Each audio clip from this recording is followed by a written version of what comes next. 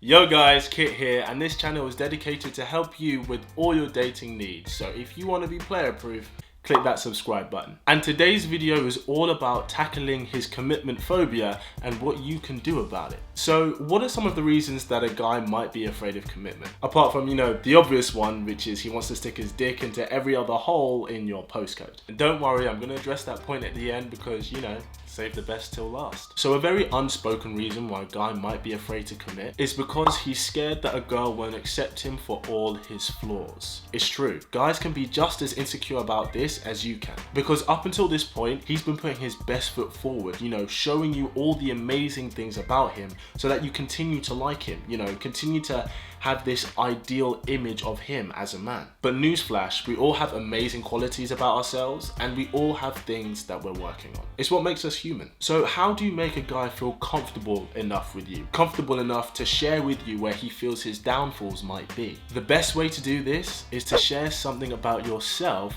that you're working on. Share one or two downfalls that maybe you've had yourself. Now, of course, this does take a bit of courage. It's not easy to tell someone that we're trying to maintain an impression on, something about ourselves that we may not like and that we're trying to do better in. But the Me Too movement, especially in Hollywood, most women were afraid to say anything because of the powers that be, afraid of being judged. But when one had the courage to put her hand up, then the rest had the strength to come forward as well. Be the first to put your hand up. No risk, no reward. Something else that may be stopping him is he has a fun, weird side to him that he's yet to show you. I think the truth is most of us have a very fun and weird side to ourselves, if we were being completely honest. The side of us that invent our own language when no one's around. The side of us where we dance naked in front of the mirror to our favorite song. The side where we make rap songs with our friends about sitting on the toilet. In fact, if you don't have a weird side to you, maybe you're the weird one.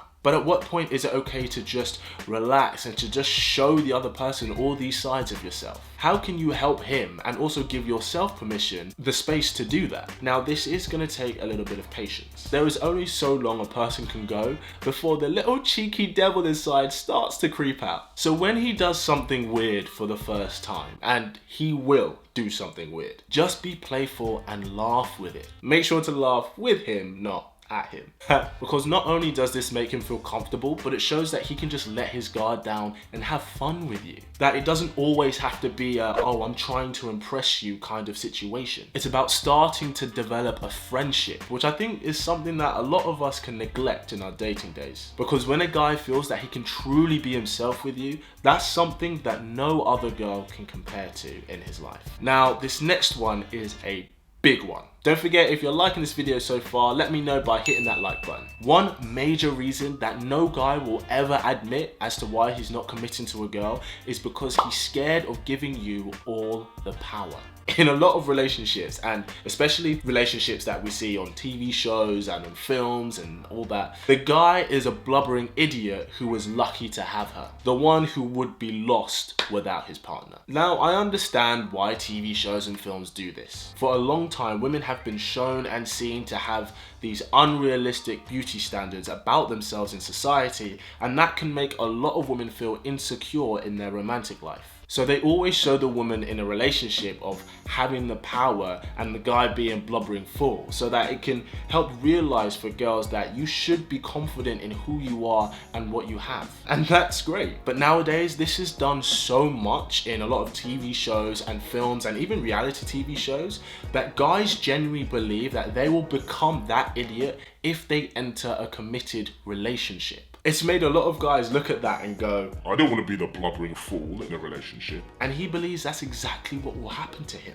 So how do you tackle that? Express to him that you only look for a high value man and that's why you're interested in him. And this kills two birds with one stone, because you let him know that you have standards, but that you also see that he has value and you respect him. Respect is really important to a man. And in these archetype relationships that we see on screens now, the guy has very little, if not no respect at all. And that's what a lot of guys are afraid of. And I'm not saying that you have to bow down to his every whim. I mean, I would never condone that for any person. But showing him that he's earned your respect and you see his value just makes him confident that you appreciate him. You still have standards, but you appreciate him. Quick story time, I kid you not. I was dating this girl once and she said to me, I feel lucky to have your attention.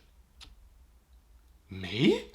No girl had said that to me ever. Now don't get me wrong, she was not the kind of girl who took shit from anyone. Like honestly, you wouldn't want to fuck with her. So the fact that she's like that, and she said that to me, it just gave me tunnel vision compared to all the other girls onto her. Now to address the most common and obvious reason for why he doesn't commit to you. He's got FOMO, i.e. fear of missing out on other girls. Now, yes, sometimes a guy thinks he's an American pie and wants to have as many girls as he wants, and everyone should be fine with that. And the thing is, that's fine, like there's nothing wrong, go do your thing. But just don't let you be one of those girls. This has everything to do with him and nothing to do with you. It's not your responsibility to try and change his mind or change his behavior. But it is your responsibility to let him know what is okay and what isn't okay with you. And if that's something that's not okay with you, then the only thing to do is walk away, because he's the one who's choosing not to meet you in the middle. It's really important to recognize that we can't control anyone's behavior, but we can give them a nudge in the right direction. For more things on guys, girls, and dating, make sure you click that subscribe button so you don't miss a thing. And as always, keep it slick. How?